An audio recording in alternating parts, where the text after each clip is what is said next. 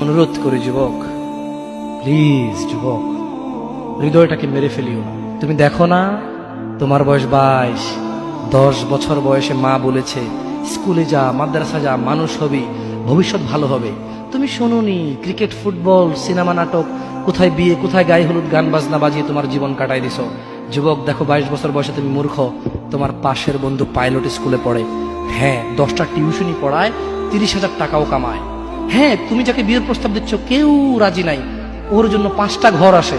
ওর মা বলছে এখনো ছোট, আরো পড়াশোনা করুক, আর তুমি বিয়ের জন্য হন্য হয়ে খুঁজতেছ। কোনো রিক্সাওয়ালাও তোমাকে মেয়ে দিতে রাজি।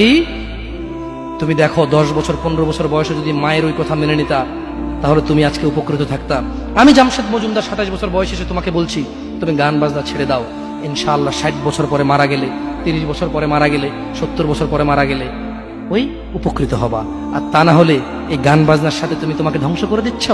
যেদিন নিঃশ্বাস বন্ধ হয়ে যাবে সেদিন হলেও বুঝবা।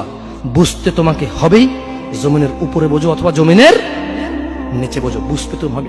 শোনো, আল্লাহ কোনো কিছু বলেছে আর তুমি বুঝবা না, আহা হা, পার পাওয়া যাবে না। তবে তোমাকে বলি, যা করেছো করেছো, যা গান বাজনা শুনেছো শুনেছো, এবার আল্লাহকে ভয় করে সব ছেড়ে ইস্তেগফার করো। বলো, আল্লাহ আমাকে ক্ষমা করেন, আমার এই 2 কানে গলিত সীসা ঢালিয়েন না। ইয়া আল্লাহ, ইয়া আল্লাহ, আজকে আমি উপলব্ধি করছি, আল্লাহ আমি আর কখনো বাদ্যযন্ত্র দিয়ে নিজেকে আনন্দিত করব না।